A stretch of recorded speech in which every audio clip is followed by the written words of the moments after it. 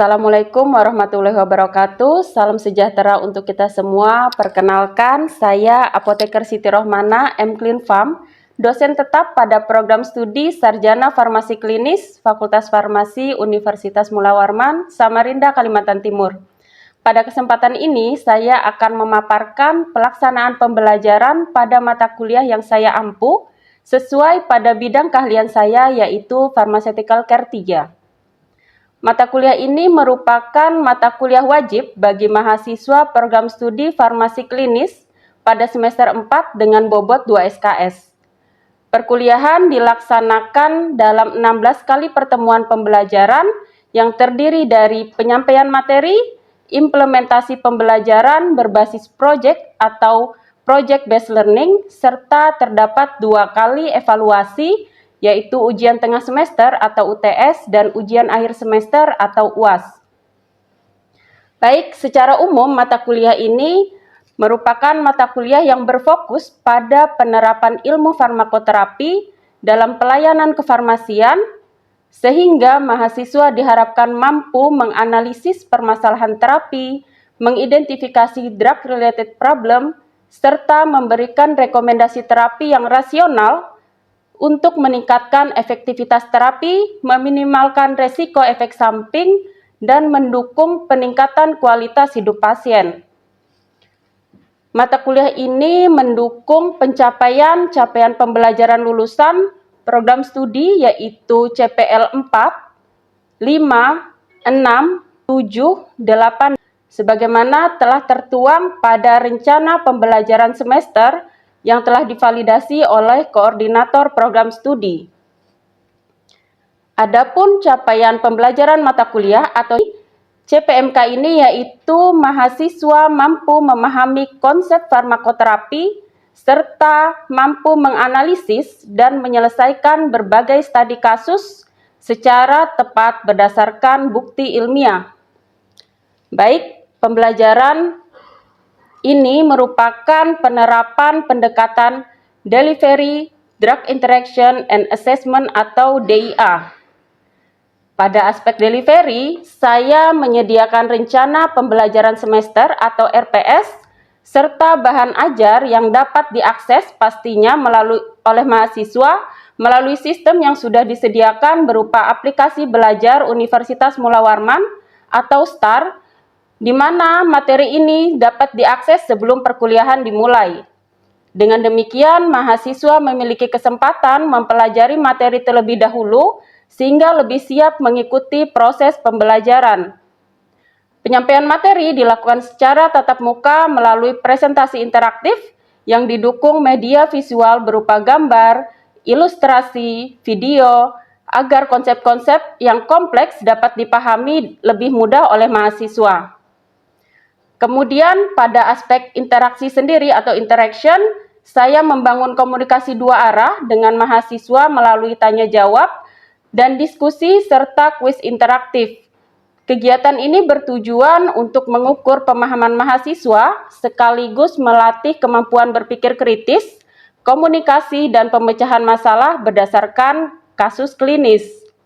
Kemudian pada aspek asesmen sendiri, penilaian pada mata kuliah ini dilakukan secara komprehensif dengan komposisi UTS yaitu 25%, UAS 25%, project 25%, dan tugas individu 15%, serta adanya penilaian afektif yaitu sebesar 10%. Model pembelajaran yang diterapkan yaitu terdiri dari lecture-based learning, problem-based learning, case-based learning, dan project-based learning, sehingga mahasiswa memperoleh pengalaman belajar yang aktif, kolaboratif, dan berorientasi pada penyelesaian masalah. Pada mata kuliah ini juga disediakan referensi tentunya yang digunakan yang berasal dari berbagai literatur nasional maupun internasional terkini, yang terdiri dari buku teks farmakoterapi, clinical practice guidelines, dan jurnal ilmiah yang dapat diakses secara daring oleh mahasiswa.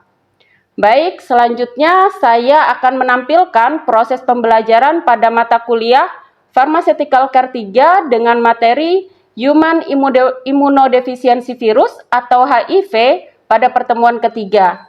Selamat menyaksikan. Assalamualaikum warahmatullahi wabarakatuh. Waalaikumsalam warahmatullahi wabarakatuh. Baik, hari ini kita ketemu lagi di mata kuliah Pharmaceutical ya. Hari ini kita sudah di pertemuan ketiga, materinya adalah HIV/AIDS. Ada yang ingat nggak minggu kemarin materi kita apa? Ingat ya, karena apa? Karena belum berdoa ya. Jadi dia ingat ya. Jadi harus berdoa dulu ya. Silakan dipimpin dulu ada untuk berdoa. Sebelum kita mulai kuliah pada sore hari ini, langsung kita mulai dengan berdoa. Sebelum kita masing-masing berdoa, kita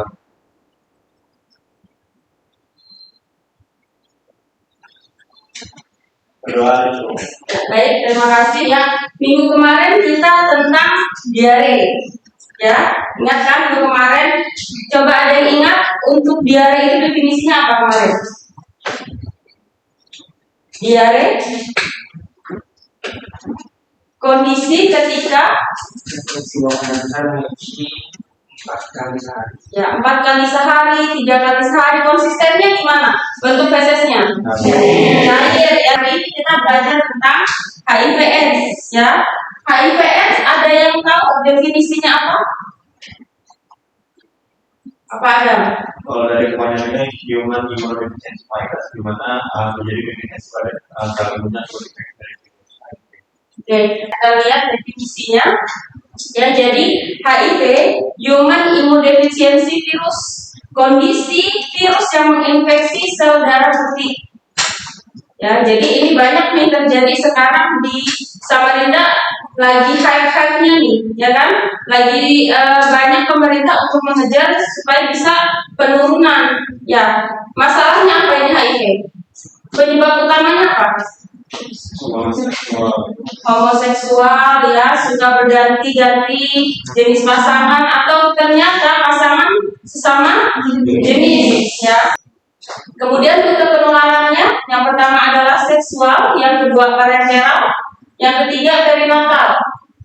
Nah, ini penjelasannya ya. Tindakan seks insertif memiliki resiko lebih rendah daripada tindakan preservatif. Lanjut, yang kedua adalah parenteral. Kemudian ini perinatal ya, infeksi yang terjadi dari ibu ke anak ya, ke janin. Sebagian besar ini terjadi atau mendekati waktu kelahiran, sehingga ibu-ibu yang sudah terdiagnosa HIV itu disarankan untuk persalinannya melalui sesar ya, tidak melalui persalinan normal.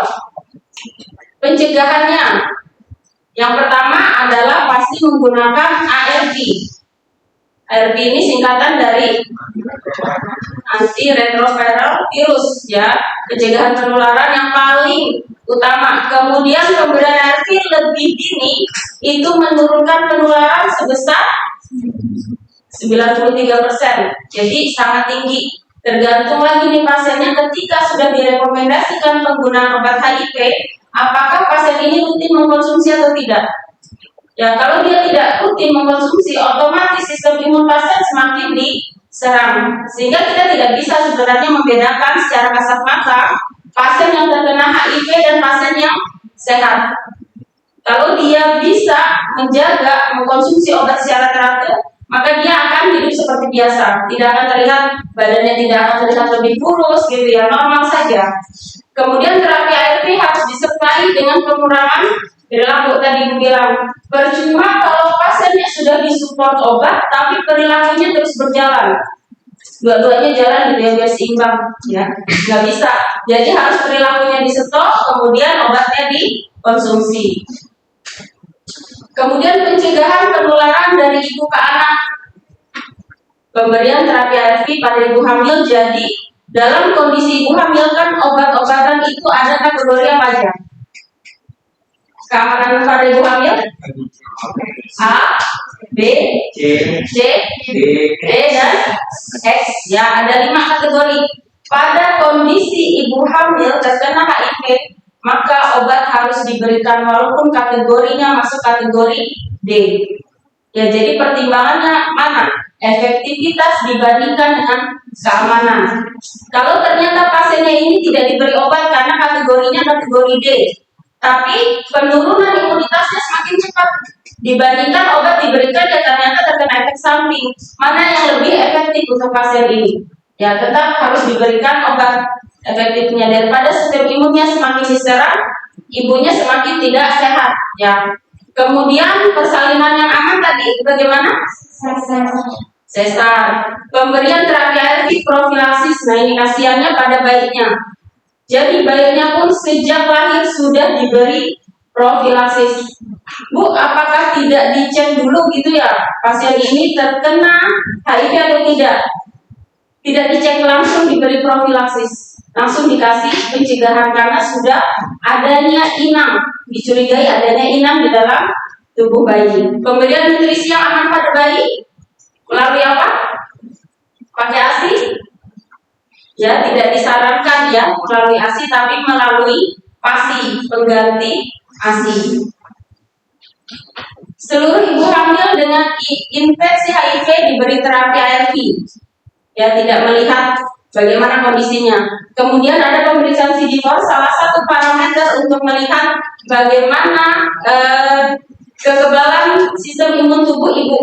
Nah, kalau dilihat dari CD4 itu bukan untuk melihat apakah obat ini bisa dimulai atau tidak, tapi untuk melihat bagaimana hasil pengobatannya. Bukan untuk melihat, oh kita start nih, kita mulai karena CD4-nya di bawah 200. Karena CD4 normal itu kan 500 sampai dengan 1500, 1600. Jadi bukan untuk melihat, oh dia masih 500 CD4-nya, jadi nggak perlu diberikan terapi, bukan. Ya, bukan untuk melihat kapan dimulai terapi ARV, tapi untuk melihat apakah terapi ARV ini memiliki efektivitas yang baik kepada pasien. Ini terkait dengan prosedur persalinan ya. Lalu nutrisi untuk bayi lahir dari ibu terinfeksi. WHO merekomendasikan pemberian ASI selama 12 bulan untuk bayi dari yang terinfeksi HIV disertai ARV, maka harus mendapatkan ARV kombinasi. Ya, jadi harus benar-benar dibatasi. Seluruh bayi lahir dari ibu yang terinfeksi HIV diberikan profilaksis pada usia 6-12 jam setelah lahir. Jadi langsung tidak ditunggu dulu pengecekan HIV-nya, langsung diberikan penanganan pencegahan profilaksis. Atau setidak-tidaknya kurang dari usia 72 jam ya sudah diberikan profilaksis. Bayi lahir dari ibu terinfeksi HIV yang mendapatkan PASI atau pengganti ASI, maka diberikan profilaksisnya sidofudin. Tapi kalau bayinya ini hanya bisa mendapatkan ASI, tidak bisa mendapatkan PASI, maka profilaksisnya menjadi kombinasi, ya, sidofudin dan nevirapin. Kalau PASI dia mendapatkan satu profilaksis saja, tapi kalau dia mendapatkan ASI, maka profilaksisnya menjadi dua kombinasi. Profilaksis cotrimoxazole untuk bayi lahir dari ibu terinfeksi HIV. Nah, jadi tadi selain mendapatkan sidofudin gitu ya, pasien ini bayinya juga harus diberikan cotrimoxazole. Kasihan nih baru lahir sudah banyak sekali obat yang masuk ke pasiennya. Jadi kita harus bisa memberikan edukasi kepada masyarakat ya, sebagai tenaga kesehatan, kenapa harus mencegah penularan HIV. Nah, ini terkait dengan terapi ARV ya. Lini pertamanya adalah apa ini?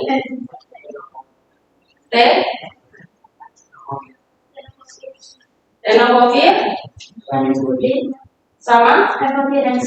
Tahu dari mana Bu ini singkatan aja ya? Karena memang singkatannya tidak nyambung.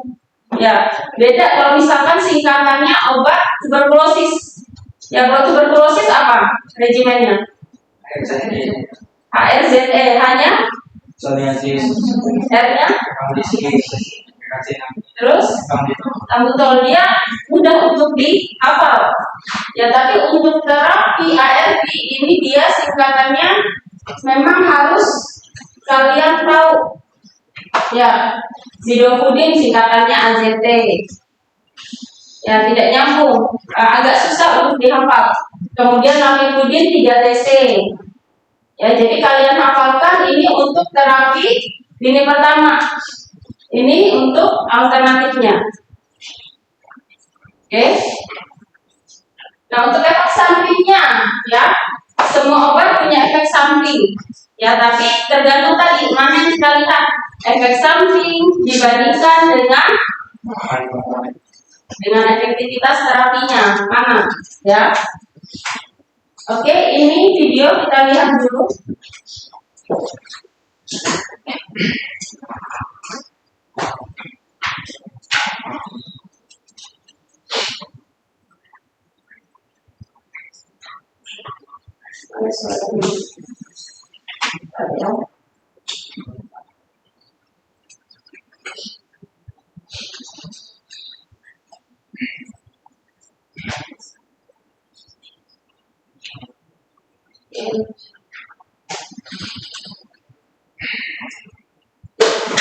Kita sudah sering mendengarkan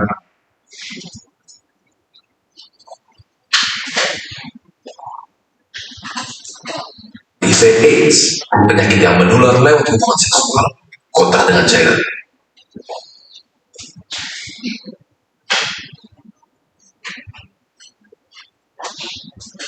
Kita sudah sering mendengar tentang HIV/AIDS, penyakit yang menular lewat hubungan seksual, kontak dengan cairan tubuh, kontak darah, dan ASI ini menjadi ketakutan sendiri dalam masyarakat sehingga orang dengan HIV seringkali dijauhi dan direndahkan. Terdapat stigma tertentu di mana seseorang yang terdiagnosis HIV sama saja dengan divonis mati. Tetapi apakah benar demikian?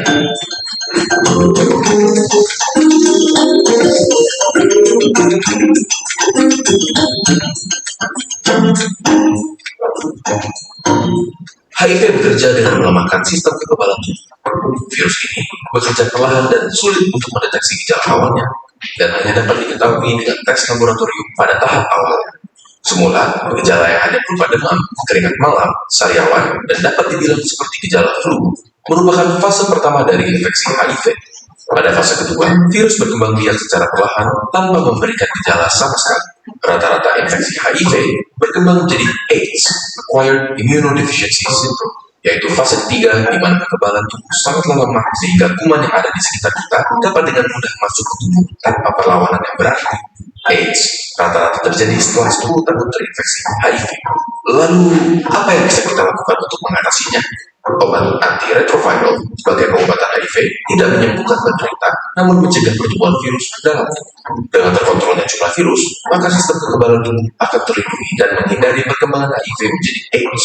Sejak adanya obat ini, harapan hidup penderita HIV dapat menjadi sama dengan orang normal jika mereka terdiagnosis tepat waktu serta mengikuti pengobatan dan kontrol yang teratur. Salah satu contoh pasien HIV yang terkenal adalah Magic Johnson, pemain basket asal Amerika Serikat. Ia mengaku terjangkit HIV pada tahun 1991, 27 tahun berlalu sampai sekarang, ia masih giat menjadi aktivis HIV, dan apakah kalian tahu?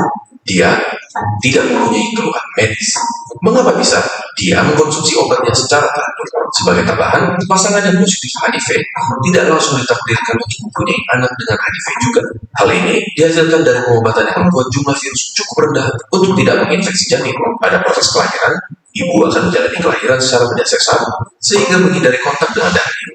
Setelah itu, bayi yang baru lahir akan diberikan antiretroviral therapy untuk mencegah kemungkinan virus yang masuk saat kelahiran.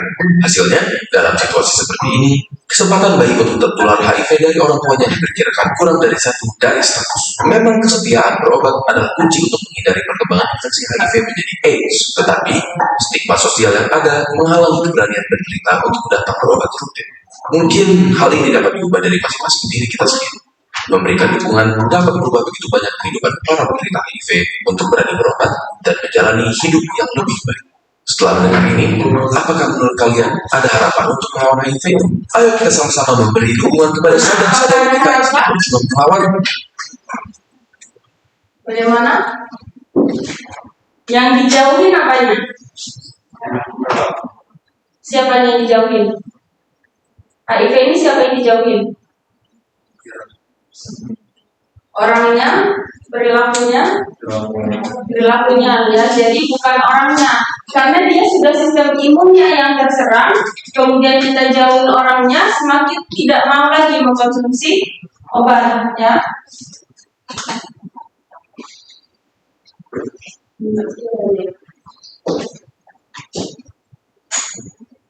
Baik, ini referensi yang Ibu gunakan ya pada materi HIV hari ini. Sampai sini ada yang ditanyakan? Oke, karena waktunya ini sudah mau berakhir ya, jadi ini ada kasus ya, soal yang harus kalian jawab nanti bisa di-download di di STAR ya, download di STAR, kemudian jawabannya juga dikirim di STAR ya. Nanti Ibu tunggu untuk jawaban kalian maksimal H-2 pertemuan berikutnya, supaya Ibu bisa melihat jawaban atau pemikiran kalian terkait dengan kasus yang ada ya. Ini semua ada 10 soal ya, dijawab nanti. Kemudian kata-kata hari ini, ada yang tahu beliau siapa? Kasino. Ada yang pernah menonton film beliau? Pernah. Ternyata umur kita tidak begitu jauh ya, seumurannya ternyata ya. Jadi beliau berkata tidak ada kata tidak bisa, tidak mau dan tidak tahu. Ini kebanyakan nih Ibu ketemu dengan beberapa mahasiswa ya, Niko gitu ya, Bu nggak bisa gitu, nggak bisa, nggak ketemu, nggak ada tuh mahasiswa bilang tidak bisa, tidak tahu. Ya mahasiswa harus serba bisa ya. Kalian dipaksa untuk serba bisa, karena nanti terjun ke masyarakat bagaimana kalau kalian tidak mengusahakan sekarang ya. Dan kata lanjutannya ini, wajar saja jika kamu gagal setelah mencoba sesuatu yang baru. Jadi kalau misalkan skripsi ya, terus nggak berhasil gitu, ya nggak apa-apa, wajar ya. Ada tahapan seseorang itu harus stuck di suatu waktu, nggak harus selalu naik tingkatannya ya. Kecewa, marah, putus asa itu boleh, tapi ingat bahwa berlian yang indah adalah berlian yang mampu bertahan hingga proses terakhir pengolahan ya. Jadi bagaimana kalian membuktikan bahwa diri kalian ini adalah berlian? Terakhir perkuliahannya, sebelum ini kita buka startnya dulu untuk absen ya. Silakan absen terlebih dahulu. Oke, kita ketemu lagi di pertemuan selanjutnya dengan materi apa di RPS kita. Materi apa yang sesak napas? Asma ya, silakan dipelajari terlebih dahulu materi asmanya, sehingga di pertemuan selanjutnya kita diskusinya lebih menyenangkan kembali. Baik, silakan ada untuk dipimpin doa kembali. Sebelum kita mengakhiri pembahasan ini, alangkah bagi doa sebelum kita motivasi berkali.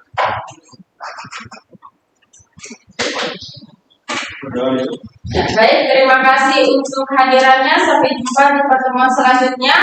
Kalau ada salah kata Ibu mohon maaf. Ibu tutup. Wassalamualaikum warahmatullahi wabarakatuh. Waalaikumsalam warahmatullahi wabarakatuh.